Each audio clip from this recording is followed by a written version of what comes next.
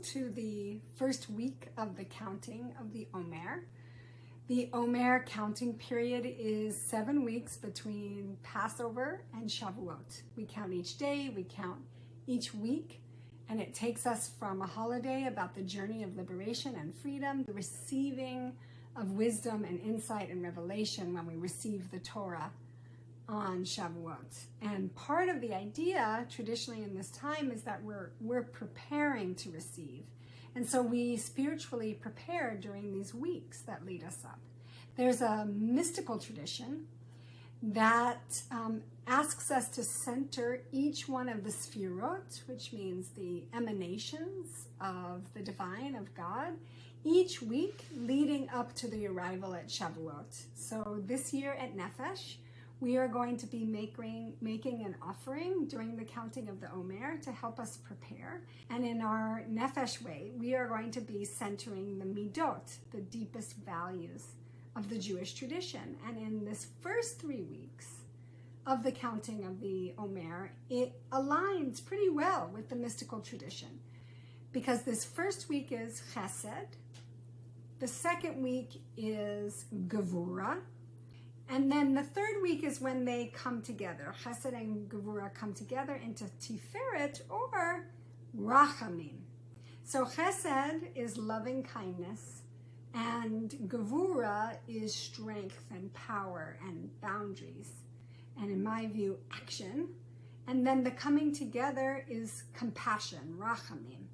Rachamim brings together empathy, kindness, concern, with action and commitments and making compassion happen.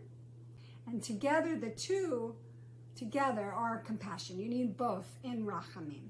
And so this time I'm going to speak about that first step of compassion. And then next week it will be the next, and the third it will come together. And then we'll have the continuing weeks of the Omer with different teachings. So here today, this first place of Rachamim is the place of a free flow of concern, of kindness, of empathy that is really the starting place in a journey of compassion. It is not the end place. And it alone, empathy and concern alone are not compassion, but we have to start there.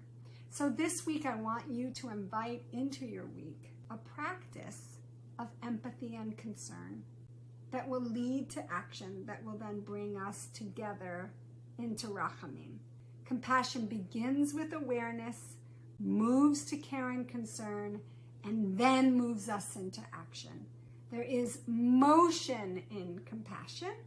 I see you struggling, and I move to action to relieve your suffering. And we begin with, I see you.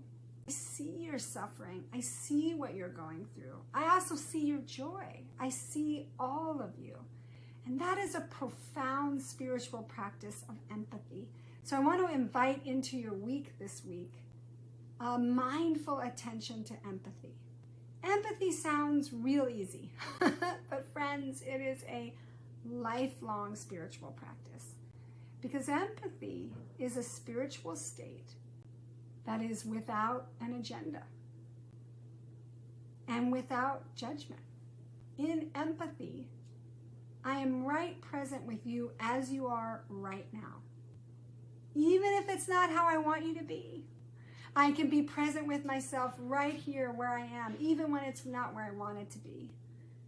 Same thing with our communities. Same thing with our country and this world.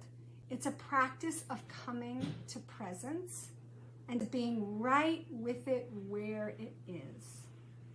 So the invitation this week is to practice empathy, to practice coming to a place of understanding of where we are, self-empathy, an understanding of where you are, empathy with our beloveds, interpersonal, relational empathy, empathy with our communities and with our world. And one of the very core Musar practices is that we begin sometimes when we don't know how to start by refraining refraining from in order to get to the spiritual practice that we're heading for. So let me tell you some of the things that empathy isn't, so that when it comes up, you can refrain from those.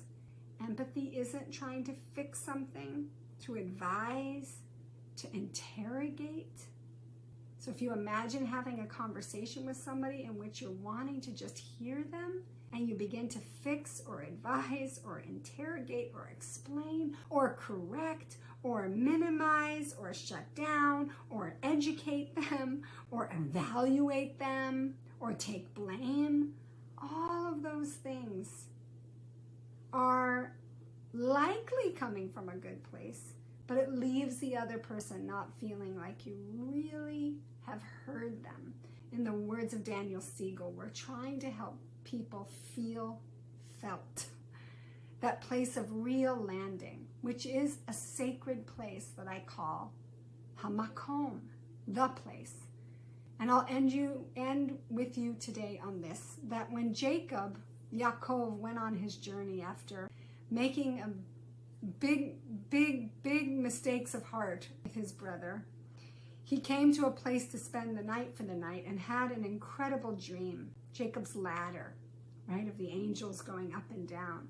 And when he woke up surprised, he said, God is in this place, the divine is in this place, and I didn't know. And the word he uses for place is makom.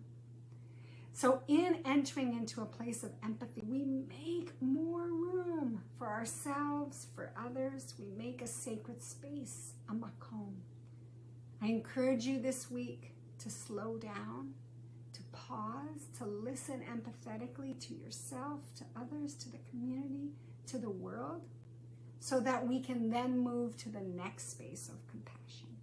Because empathy is beautiful and we can't stay there, but we also can't skip it. Because if we skip it, then everything that comes next is affected. So let's take this first week of the Omer to center ourselves in a practice of empathy as part of our practice of Rachamim. Have a wonderful week.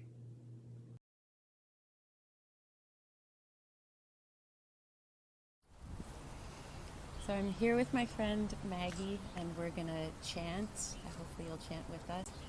The words are Ahava, love, Rachamim, compassion, Chesed, loving kindness, and